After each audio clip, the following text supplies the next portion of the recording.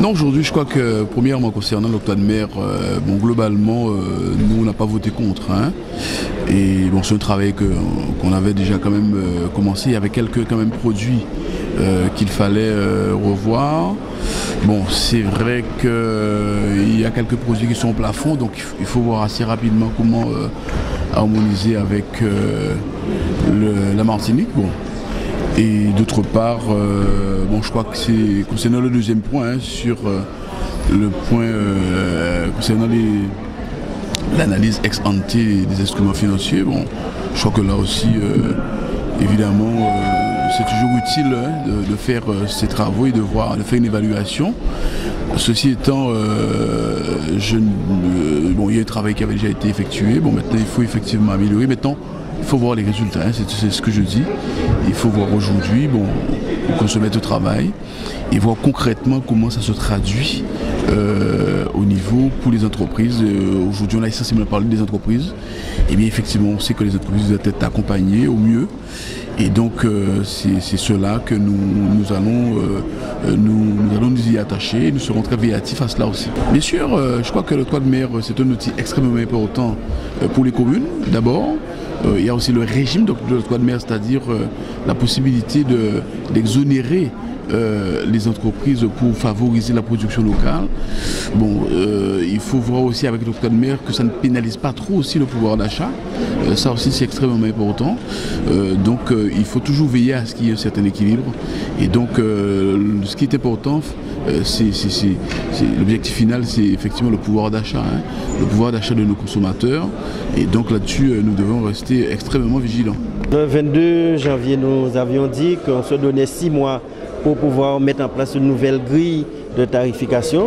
Aujourd'hui, c'est chose faite et on salue le fait que cette nouvelle grille a été votée à l'unanimité, donc qui salue tout ce travail de concertation qui a été fait avec l'ensemble des acteurs économiques, puisqu'il faut rappeler, nous avons cet objectif que l'octroi de mer, qui est un outil, un dispositif permettant de protéger la production locale, et c'est ce que nous avons pu faire à travers l'élaboration des différents taux.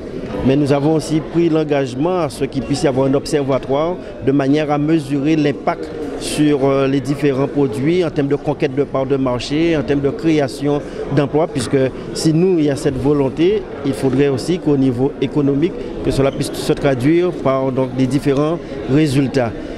Il y a une mesure concernant l'augmentation du prix de la bière. C'est dans une démarche de lutte contre l'alcoolisme et autres. Les associations réclamaient peut-être un peu plus, mais nous, dans le cadre de l'équilibre économique, nous avons maintenu l'augmentation aux environs de 35% pour ces différents produits d'alcool fort. Oui, en fait, l'octroi de mer, c'est un outil de développement économique, mais surtout de protection de l'économie, de la production locale, mais tout en évitant qu'il puisse y avoir un renchérissement du coût de la vie. Donc, c'était cet équilibre qui nous appartenait de faire. Mais ce qu'il faut saluer, qu'il y a une très large concertation. L'ensemble des acteurs économiques, les entreprises, tout le monde a été consulté et ce qui a permis aujourd'hui d'obtenir ce résultat. Tout à fait, puisque le vote a été à l'unanimité aujourd'hui concernant ce point d'octroi de mer.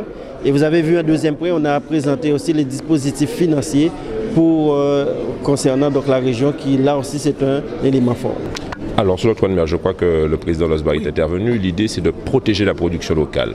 Plus spécifiquement, le deuxième point à l'ordre du jour, c'était concernant les instruments financiers. Il s'agit de faire quoi? Aujourd'hui, il y a des fonds européens qui sont là pour financer l'activité économique. Et il fallait lancer une étude pour que l'Europe puisse nous libérer 45 millions d'euros que l'on puisse injecter qu'on puisse injecter dans la complétude des financements aujourd'hui des entreprises. Pourquoi?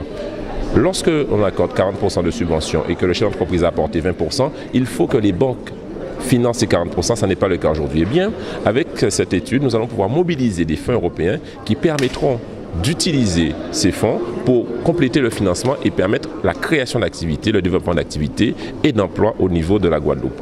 Plus important, il s'agit aussi d'assurer la rapidité des délais d'exécution de l'instruction des dossiers. Parce qu'aujourd'hui, les délais sont trop longs. On est entre 14 à 18 mois. D'ores et déjà, pour les fonds purement régionaux, nous en sommes à 4 mois. Pour les fonds européens, il s'agira de réduire cela à 6 mois grâce à cette nouvelle possibilité, grâce au financement européen. Oui, absolument. On dit quand le BTP va, tout va. Et bien quand les entreprises du BTP, mais de tous les secteurs d'activité, la croissance verte, l'agriculture, la croissance bleue, le secteur du nautisme et plus généralement les entreprises du commerce, de l'industrie, et bien quand elles iront bien et quand elles pourront, grâce aussi à cette volonté pour nous de consommer local, pouvoir sédentariser la richesse en Guadeloupe, eh bien on sera en mesure de pouvoir créer de l'activité économique et de l'emploi en Guadeloupe.